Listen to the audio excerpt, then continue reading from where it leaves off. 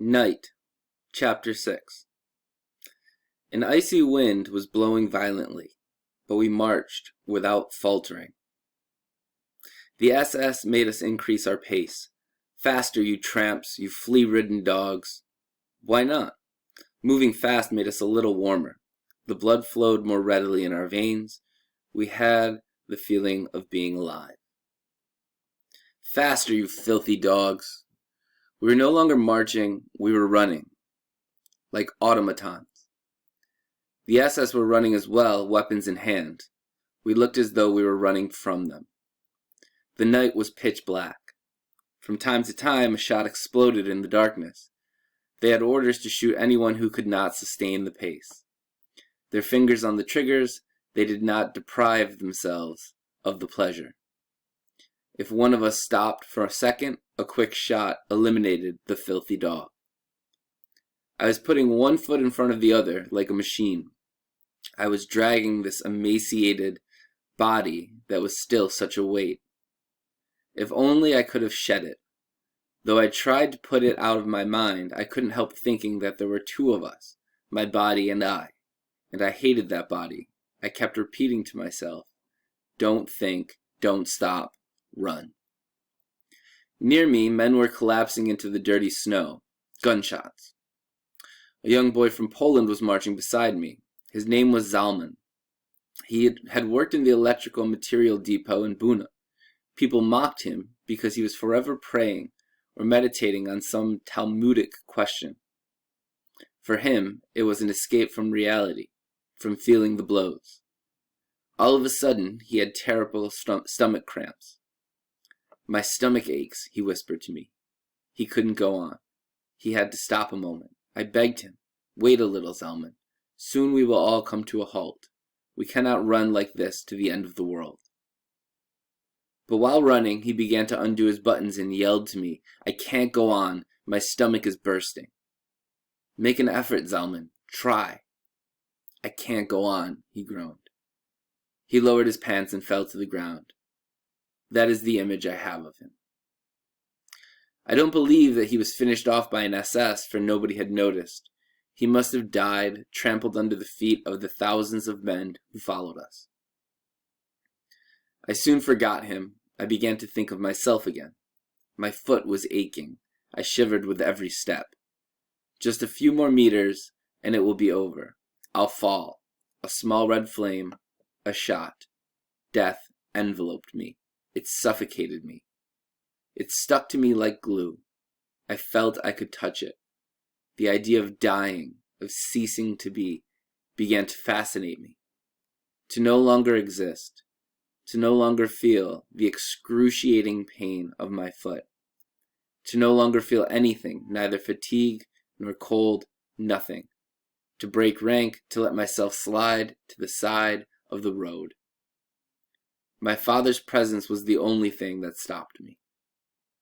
He was running next to me, out of breath, out of strength, desperate. I had no right to let myself die. What would he do without me? I was his sole support. These thoughts were going through my mind as I continued to run, not feeling my numb foot, not even realizing that I was still running, that I still owned a body that galloped down the road among thousands of others. When I became conscious of myself again, I tried to slow my pace somewhat, but there was no way. These human waves were rolling forward and would have crushed me like an ant. By now, I moved like a sleepwalker. I sometimes closed my eyes, and it was like running while asleep. Now and then, someone kicked me violently from behind, and I would wake up. The man in back of me was screaming, "Run faster! If you don't want to move, let us pass you." But all I had to do was close my eyes to see a whole world pass before me, to dream of another life. The road was endless. To allow oneself to be carried by the mob, to be swept away by blind fate. When the SS were tired, they were replaced, but no one replaced us. Chilled to the bone, our throats parched, famished, out of breath, we pressed on. We were the masters of nature, the masters of the world. We had transcended everything. Death fatigue, our natural needs. We were stronger than cold and hunger, stronger than the guns and the desire to die, doomed and rootless, nothing but numbers. We were the only men on earth. At last the morning star appeared in the gray sky. A hesitant light began to hover over the horizon. We were exhausted. We had lost all strength, all illusion. The commandant announced that we had already covered 20 kilometers since we left. Long since, we had exceeded the limits of fatigue. Our legs moved mechanically in spite of us, without us. We came to an abandoned village, not a living soul, not a single bark. Houses with gaping windows, a few people slipped out of the ranks, hoping to hide in some abandoned building. One more hour of marching and, at last, the order to halt. As one man, we let ourselves sink into the snow. My father shook me. Not here. Get up. A little farther down. There is a shed over there. Come. I had neither the desire nor the resolve to get up. Yet I obeyed. It was not really a shed, but a brick factory whose roof had fallen in. Its window panes were shattered, its walls covered in soot. It was not easy to get inside. Hundreds of prisoners jostled one another at the door. We finally succeeded in entering. Inside, too, the snow was thick. I let myself slide to the ground. Only now did I feel the full extent of my weakness. The snow seemed to me like a very soft, very warm carpet. I fell asleep. I don't know how long I slept. A few minutes or 1 hour. When I woke up, a frigid hand was tapping my cheeks. I tried to open my eyes. It was my father. How he had aged since last night. His body was completely twisted, shriveled up into himself.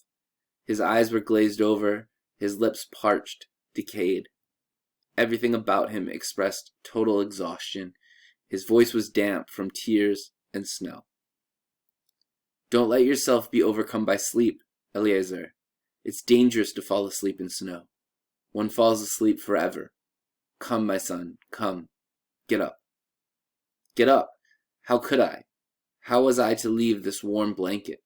I was hearing my father's words, but their meaning escaped me, as if he had asked me to carry the entire shed on my arms. Come, my son, come. I got up with clenched teeth. Holding on to me with one arm, he led me outside. It was not easy. It was as difficult to go out as to come in. Beneath our feet there lay men, crushed, trampled, underfoot, dying. Nobody paid attention to them.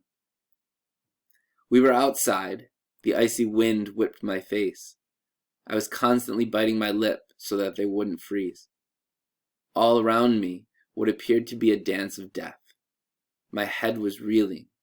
I was walking through a cemetery. Among the stiffened corpses, there were logs of wood. Not a sound of distress, not a plaintive cry. Nothing but mass agony and silence. Nobody asked anyone for help. One died because one had to. No point in making trouble. I saw myself in every stiffened corpse. Soon I wouldn't even be seeing them anymore. I would be one of them. A matter of hours. Come, father, let's go back to the shed. He didn't answer. He was not even looking at the dead. Come, father, it's better there. You'll be able to lie down. We'll take turns. I'll watch over you and you'll watch over me. We won't let each other fall asleep. We'll look after each other. He accepted. After trampling over many bodies and corpses, he succeeded in getting inside. We let ourselves fall to the ground. Don't worry, son. Go to sleep. I'll watch over you. You first, father. Sleep. He refused. I stretched out and tried to sleep, to doze a little, but in vain. God knows what I would have given to be able to sleep a few moments. But deep inside I knew that to sleep meant to die, and something in me rebelled against that death. Death, which was settling in all around me, silently, gently. It would seize upon a sleeping person, steal into them, and devour him bit by bit. Next to me, someone was trying to awaken his neighbor, his brother perhaps, or his comrade. In vain. Defeated, he lay down too, next to the corpse, and also fell asleep. Who would wake him up? Reaching out with my arm, I touched him. Wake up. One mustn't fall asleep here. He half opened his eyes. No advice, he said, his voice a whisper. I'm exhausted. Mind your business. Leave me alone. My father, too, was gently dozing. I couldn't see his eyes. His cap was covering his face. Wake up, I whispered in his ear. He awoke with a start. He sat up, bewildered, stunned, like an orphan. He looked all around him, taking it all in as if he had suddenly decided to make an inventory of his universe, to determine where he was and how and why he was there. Then he smiled. I shall always remember that smile. What world did it come from? Heavy snow continued to fall over the corpses. The door of the shed opened. An old man appeared. His mustache was covered with ice. His lips were blue. It was Rabbi Eliahu, who had headed a small congregation in Poland. A very kind man, beloved by everyone in the camp, even by the kapos and the Blackeltest. Despite the ordeals and deprivations, his face continued to radiate his innocence. He was the only rabbi whom nobody ever failed to address as Rabbi and Buna.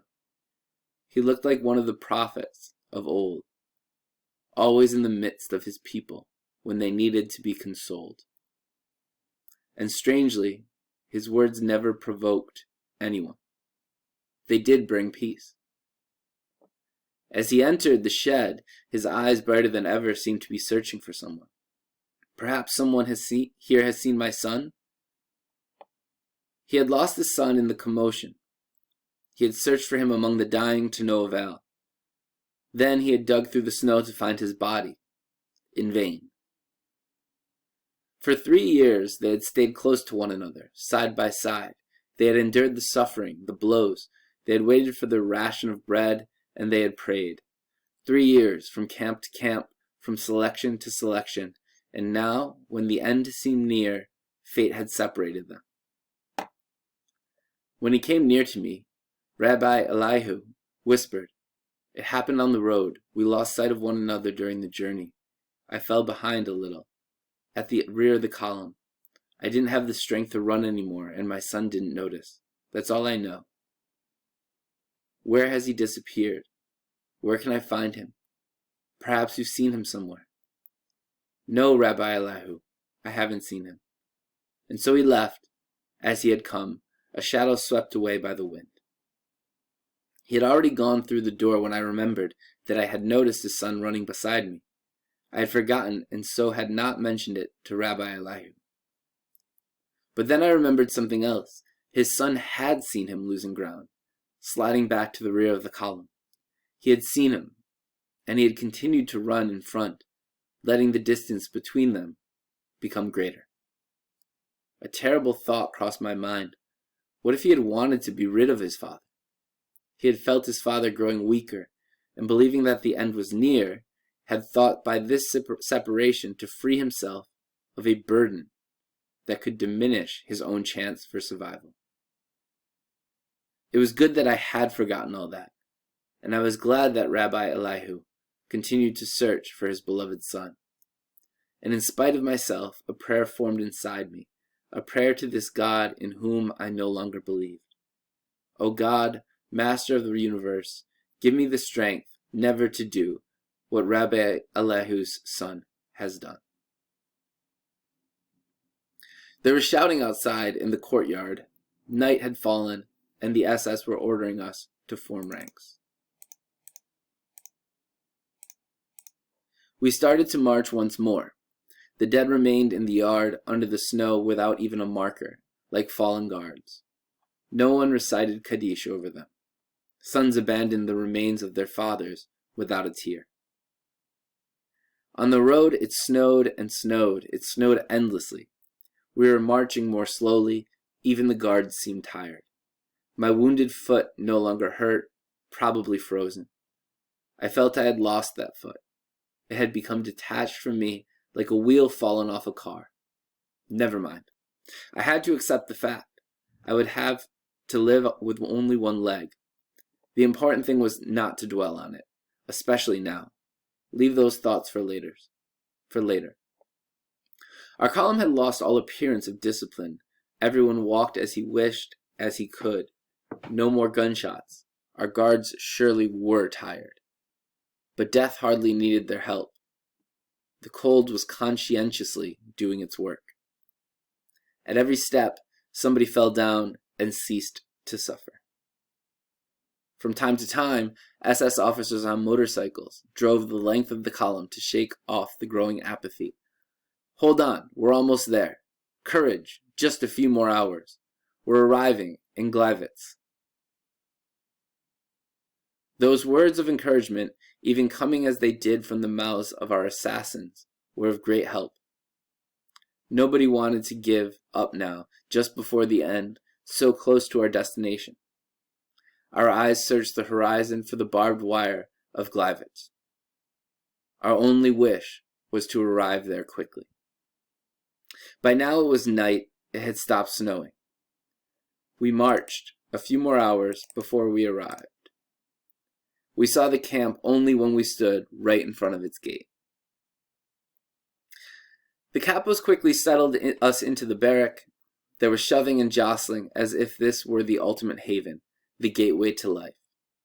People trod over numbed bodies, trampled wounded faces. There were no cries, only a few moans. My father and I were thrown to the ground by this rolling tide. From beneath me came a desperate cry. "You're crushing me, have mercy." The voice was familiar. "You're crushing me, mercy, have mercy." The same faint voice, the same cry I had heard somewhere before. This voice had spoken to me one day. When? Years ago? No, it must have been in the camp. Mercy! Knowing that I was crushing him, preventing him from breathing, I wanted to get up and disengage myself, to allow him to breathe. But I myself was crushed under the weight of other bodies. I had difficulty breathing. I dug my nails into unknown faces. I was biting my way through, searching for air. No one cried out. Suddenly I remembered. Juliek, the boy from Warsaw, who played the violin in the Buna orchestra. Juliek, is that you? Eliezer, the 25 whiplashes. Yes, I remember. He fell silent. A long moment went by. Juliek, can you hear me, Juliek? Yes, he said feebly. What do you want? He was not dead. Are you all right, Juliek? I asked. Less to know his answer than to hear him speak, to know he was alive. All right, Eliezer. All right. Not too much air. Tired. My feet are swollen. It's good to rest. But my violin. I thought he'd lost his mind. His violin? Here? What about your violin? He was gasping. I'm afraid they'll break my violin. I brought it with me. I could not answer him. Someone had lain down on top of me, smothering me. I couldn't breathe through my mouth or my nose. Sweat was running down my forehead and my back. This was it, the end of the road. A silent death, suffocation. No way to scream, to call for help. I tried to rid myself of my invisible assassin. My whole desire to live became concentrated in my nails. I scratched. I fought for a breath of air. I tore at decaying flesh that did not respond. I could not free myself of the mass weighing down my chest. Who knows? Was I struggling with a dead man? I shall never know. All I can say is that I prevailed. I succeeded in digging a hole in that wall of dead and dying people, a small hole through which I could drink a little air. Father, are you there? I asked as soon as I was able to utter a word. I knew that he could not be far from me. Yes, a voice replied from far away, as if from another world. I am trying to sleep. He was trying to sleep. Could one fall asleep here? Wasn't it dangerous to lower one's guard, even for a moment when death could strike at any time? Those were my thoughts when I heard the sound of a violin. A violin in a dark barrack where the dead were piled on top of the living? Who was this madman who played the violin here at the edge of his own grave? Or was it a hallucination? It had to be Juliek. He was playing a fragment of a Beethoven concerto. Never before had I heard such a beautiful sound, in such silence. How had he succeeded in disengaging himself, to slip out from under my body without my feeling it? The darkness enveloped us. All I could hear was the violin, and it was as if Juliek's soul had become his bow. He was playing his life. His whole being was gliding over the strings, his unfulfilled hopes, his charred past, his extinguished future. He played that which he would never play again. I shall never forget Juliek. How could I forget this concert given before an audience of the dead and dying? Even today, when I hear that particular piece by Beethoven, my eyes close, and out of the darkness emerges the pale and melancholy face of my Polish comrade bidding farewell to an audience of dying men. I don't know how long he played. I was overcome by sleep. When I awoke at daybreak, I saw Juliek facing me, hunched over, dead. Next to him lay his violin, trampled, an eerily poignant little corpse. We stayed in Gleiwitz for 3 days. Days without food or water. We were forbidden to leave the barrack. The door was guarded by the SS. I was hungry and thirsty. I must have been very dirty and disheveled, to judge by what the others looked like. The bread we had brought from Buna had been devoured long since. And who knew when we would be given another ration? The front followed us. We could again hear the cannons very close by, but we no longer had the strength or the courage to think that the Germans would run out of time, that the Russians would reach us before we could be evacuated. We learned that we would be moved to the center of Germany. On the 3rd day, at dawn, we were driven out of the barrack. We threw blankets over our shoulders, like prayer shawls. We were directed to a gate that divided the camp into 2. A group of SS officers stood waiting. A word flew through our ranks. Selection. The SS officers were doing the selection. The weak to the left, those who walked well to the right. My father was sent to the left. I ran after him. An SS officer shouted at my back, "Come back!" I inched my way through the crowd. Several SS men rushed to find me, creating such confusion that a number of people were able to switch over to the right, among them my father and I. Still, there were gunshots and some dead. We were led out of the camp. After a half-hour march, we arrived in the very middle of a field crossed by railroad tracks. This was where we were to wait for the train's arrival. Snow was falling heavily. We were forbidden to sit down or to move. A thick layer of snow was accumulating on our blankets. We were given bread, the usual ration. We threw ourselves on it. Someone had the idea of quenching his thirst by eating snow. Soon we were all imitating him.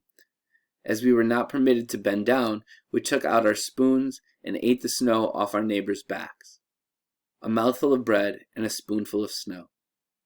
The SS men who were watching were greatly amused by the spectacle. The hours went by. Our eyes were tired from staring at the horizon, waiting for the liberating train to appear. It arrived only very late that evening, an indefinitely long train composed of roofless cattle cars. The SS shoved us inside, 100 per car.